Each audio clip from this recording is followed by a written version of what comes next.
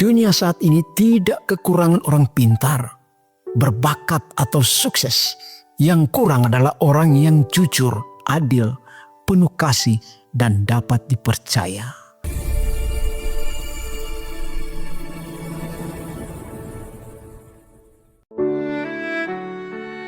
Bangkitlah, menjadi teranglah, sebab terangmu datang dan kemuliaan Tuhan terbit atasmu.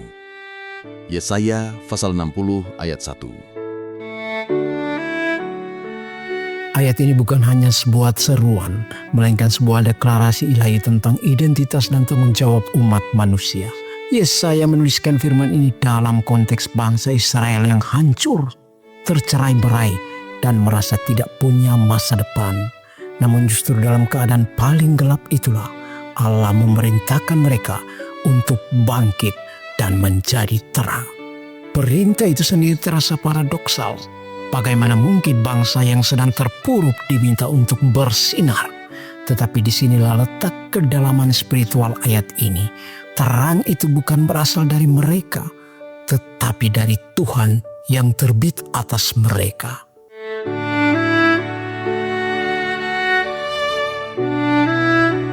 Di dunia modern, kegelapan hadir dalam bentuk yang berbeda.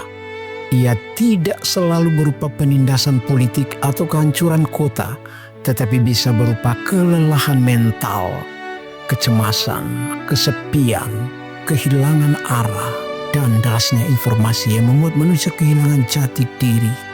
Banyak orang berjalan dalam bayang-bayang hidup, bayang-bayang trauma, rasa bersalah, bahkan religiusitas yang kosong. Dan kepada kita yang hidup di tengah gelapnya zaman ini, Tuhan menyampaikan seruan yang sama, bangkitlah, menjadi teranglah. Pertama-tama, perintah bangkitlah adalah panggilan untuk keluar dari keadaan statis. Banyak orang percaya hidup dalam iman yang hanya bertahan, tidak bertumbuh. Kita beribadah, tetapi tidak bertransformasi. Kita berdoa, tetapi tidak bergerak. Kita percaya, tetapi tidak melangkah. Bangkit berarti membiarkan diri diguncang oleh kebenaran Allah yang membebaskan kita dari stagnasi rohani. Tidak ada terang yang dapat bersinar jika seseorang tetap duduk dalam zona aman, mengurung diri dalam rutinitas tanpa kerinduan untuk mengalami Tuhan lebih dalam. Kata berikutnya, menjadi teranglah, menegaskan identitas dan fungsi kita. Terang bukan sekadar sesuatu yang kita bawa. Terang adalah siapa kita ketika Kristus tinggal di dalam kita. Yesus berkata, "Akulah terang dunia." Tetapi di dalam khotbah di bukit, ia juga berkata, "Kamulah terang dunia." Ini bukan kontradiksi, melainkan kelanjutan. Terang Kristus memancar melalui hidup umatnya. Ketika seseorang hidup dekat dengan sumber terang itu, ia secara alami memantulkan cahayanya. Namun terang tidak pernah hadir tanpa kontras.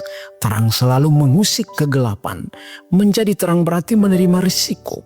Tidak selalu dipahami, kadang ditolak, bahkan dianggap aneh oleh dunia. Tetapi justru di sanalah marturia kita, kesaksian kita tentang Tuhan. Terang menunjukkan jalan, membedakan yang benar dari yang salah, mengungkap apa yang tersembunyi, dan membawa kehangatan bagi mereka yang membeku oleh kerasnya hidup. Lalu apa artinya secara praktis menjadi terang bagi dunia? Pertama, menjadi terang adalah soal karakter. Dunia saat ini tidak kekurangan orang pintar, berbakat atau sukses. Yang kurang adalah orang yang jujur, adil, penuh kasih, dan dapat dipercaya. Terang dinyatakan bukan pertama-tama dalam khotbah, tetapi dalam integritas hidup sehari-hari. Bagaimana kita memperlakukan orang yang tidak bisa membalas kebaikan kita. Bagaimana kita bekerja ketika tidak ada yang melihat. Bagaimana kita berbicara tentang orang lain ketika mereka tidak hadir. Karakter terang adalah karakter Kristus yang mengalir dalam keputusan-keputusan kecil setiap hari. Kedua, menjadi terang berarti membawa pengharapan di tengah keputusasaan. Banyak orang hidup tanpa arah, tanpa masa depan, tanpa kekuatan untuk bangkit. Kehadiran kita bisa menjadi ruang aman bagi mereka, tempat di mana mereka menemukan bahwa hidup ini masih memiliki kemungkinan. Satu kalimat yang menguatkan, satu tindakan kebaikan kecil, satu doa sederhana bisa menjadi cahaya kecil yang membuka pintu bagi terang Allah. Ketiga, menjadi terang adalah keberanian untuk menghadirkan keadilan dan kebenaran. Terang tidak hanya menghibur, terang juga mengoreksi. Orang percaya dipanggil untuk tidak menutup mata terhadap ketidakadilan, korupsi, kekerasan, dan penindasan. Menjadi terang berarti menjadi suara bagi yang tak terdengar, memperjuangkan yang lemah, dan mempraktikkan kebenaran meskipun itu tidak populer. Inilah dimensi profetis yang sering diabaikan dalam kehidupan orang percaya. Keempat, menjadi terang berarti hidup dalam penyembahan yang otentik. Ketika hidup kita berpusat pada Tuhan, bukan pada ego, prestasi, atau teknologi, maka terang itu memancar secara alami. Dunia penuh dengan orang yang berlari mengejar makna, tetapi hanya mereka yang melekat kepada Allah yang menemukan sumber cahaya sejati. Akhirnya, Yesaya tidak hanya berkata, "Jadilah terang," tetapi terangmu datang. Ini berarti kita tidak diminta bersinar dengan kekuatan sendiri. Terang itu dianugerahkan, bukan dihasilkan. Kita menjadi terang bukan karena kehebatan kita, tetapi karena kemuliaan Tuhan terbit atas kita. Ketika Tuhan terbit, kegelapan tidak punya pilihan selain mundur. Maka di tengah kegelapan dunia, mari kita mengizinkan terang Tuhan bersinar melalui hidup kita.